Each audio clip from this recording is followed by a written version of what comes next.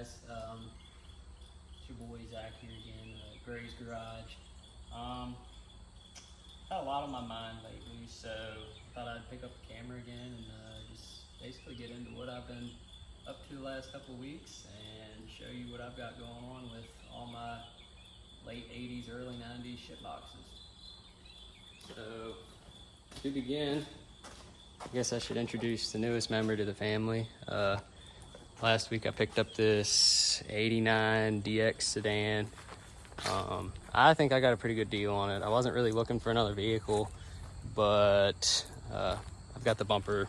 I'm trying to go through the car, see what all it needs, what's really wrong with it. The boy I bought it from didn't seem to know too much about it. He didn't do any of the work to it, so I'm just kind of double checking to see, you know, if there's anything I need to address, which I have found a few things so far. So if you see it half torn apart, that's why. This isn't how I bought it. There's the bumper. Like, I just started taking it apart yesterday, just digging in to see what all it needed. But the main reason I bought it was for, yes, the glorious B series. It's actually a JDM GSR P72. I'm not sure if you can be able to see that. Yeah, P72 GSR, not the Type R. At first I got excited. I was like, oh, B18C, but of course it's the JDM GSR. He says it's an LS tranny. I believe him right now, but I have no tack. With it being a DX, it's still got the factory cluster in it. No tachometer from factory, unfortunately, but it's got the Rolly Boys. This is the whole reason I love the DXs, is because, short rant here, this thing was LX. Screw power options on 40-year-old vehicles because they're a pain and wiring always sucks. So I love my Rolly Boys. Manual windows are a must for me. They rarely ever fail, but yeah, so picked this up last week. 89 DX sedan, JDM GSR swap. It's on S300. I haven't really, like I said, I've only owned it a week. I haven't really dug into anything yet. But right now, I'm digging into, I guess I should move it closer so I can see. I'm digging into some, let's see if I can't get the camera. There we go.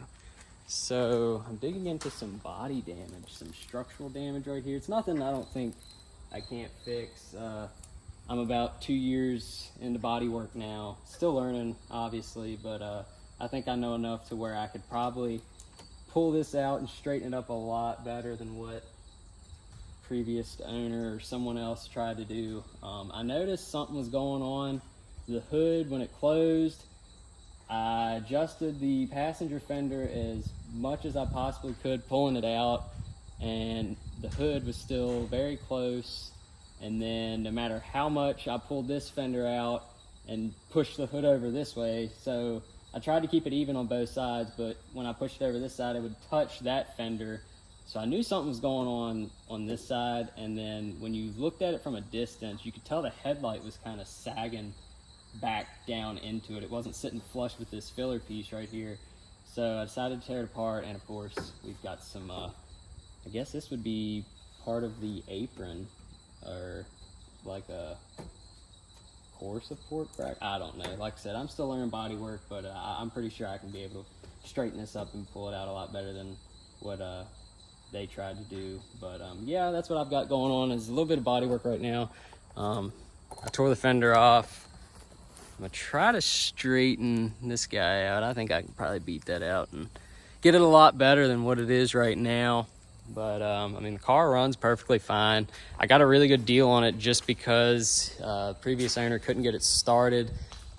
He messaged me. I originally messaged him, car started fine, and then he messaged me, I think 3 days after I first messaged him. He's like, hey dude, like freaking out. He's like, it won't start now with the key, but it will start just fine.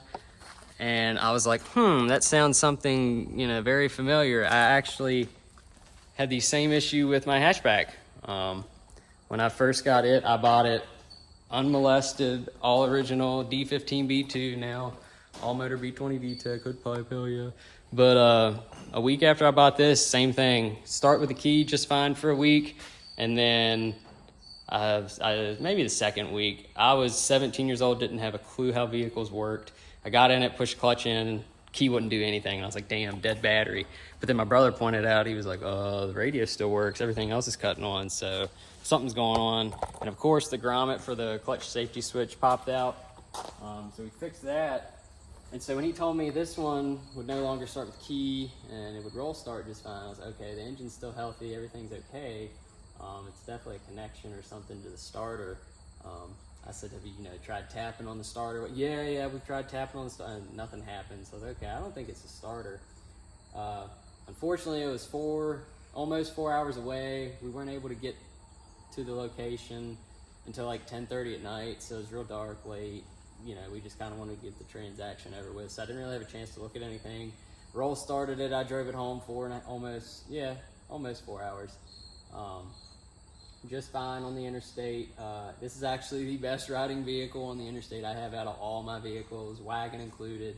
It pulls slightly to the left, but the vibrations or the clunking in the none of that in this thing. It's only got almost 180,000 from factory.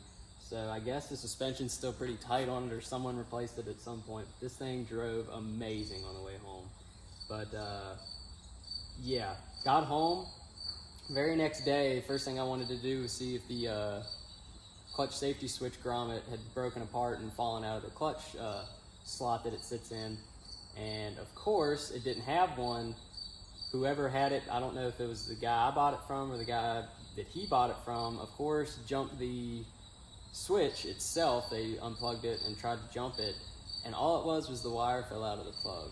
So I literally just poked it back in. The car started just fine with the key, and I got a couple $100 knocked off the deal just because of that issue. So I fixed it in less than 5 minutes. Feeling pretty good about it.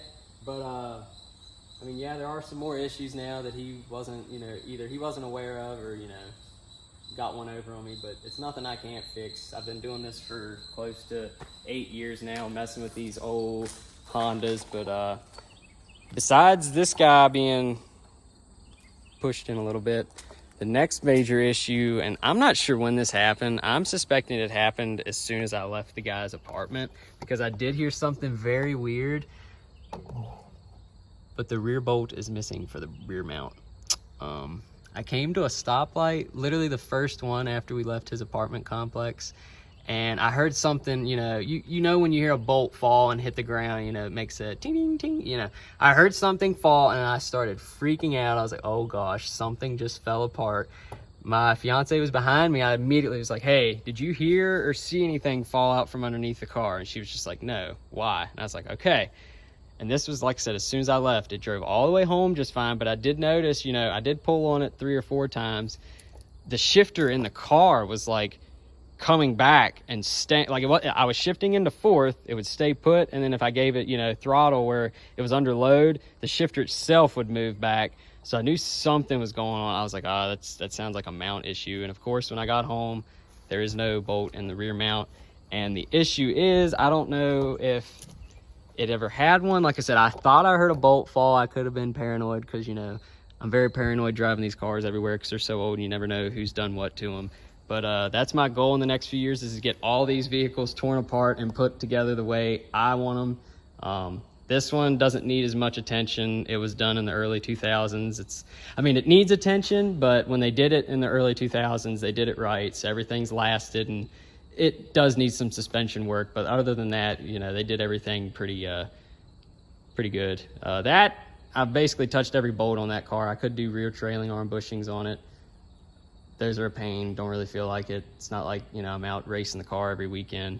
But really the only bushings I haven't replaced on that, and front wheel bearings. I do need front wheel bearings, and the rear trailing arm bushings are about the only thing that car needs besides a case swap, which I'll get into that later. I have plans. Yes. Anyways, back to this, getting sidetracked, too many cars to keep up with. But yeah, rear bolt, it's missing. I don't know where I left off on this. Rear bolt is missing. I got to address that. But if you sit here and you look at this mount on the driver's side mount right here, and you can't really tell on the video, it's not that bad, but the whole mount's like kicked back in an angle, as you see.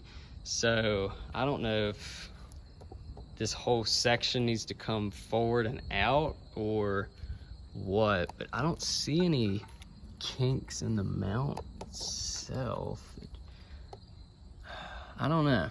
Something's going on though, because that bolt won't go through unless, I mean, it looks pretty, you can't really tell, but you can see the hole, but on the other side it's like at an angle. So I don't know, we might have to address this issue too, but that's really the two main issues this car has right now, and it's really not that big of a deal to me. And somehow, some way, I think whoever did this, I'm pretty positive there was no such thing as a DX model with air conditioning, but for whatever reason, this car has air conditioning. That's another big reason I bought it. None of my cars have air conditioning. DX, no AC. SI, no AC, because, you know, nobody kept the AC back in the early 2000s. And then the wagon has all the components. The wagon's out in the front yard, but the wagon has all the components. I don't know if it needs recharged, a condenser, or what. There was an AC belt in the trunk when I first bought it, so I don't know if it needs a belt. I haven't really looked at it, but I'm not one to cry and complain about AC. I haven't had it in almost 8 years now, so I'm not accustomed to it, so it doesn't bother me to not have it, so I haven't worried about it. But yeah, this one has AC, so maybe that'll all change here soon. But yeah, I'm gonna shut up now and do some more work and maybe film it later. Like I said, I've just had a lot on my mind in life, and I feel like this is my best way to keep those negative thoughts and demons out of my head, is to, you know, record what I enjoy doing, and that's tinkering on these old Hondas. So if you enjoy this kind of content, please, it'd mean the world to me, you know, just to get a few views, maybe a comment or two. But I'm not trying to do this for money. I'm just trying to do this for my own, you know, mental sake. So yeah, if you like this, just drop a like, and you know, leave a comment on what you got going on and what you own and what kind of Hondas, or, you know, whatever it is you like to work on. So yeah, tune in for next time.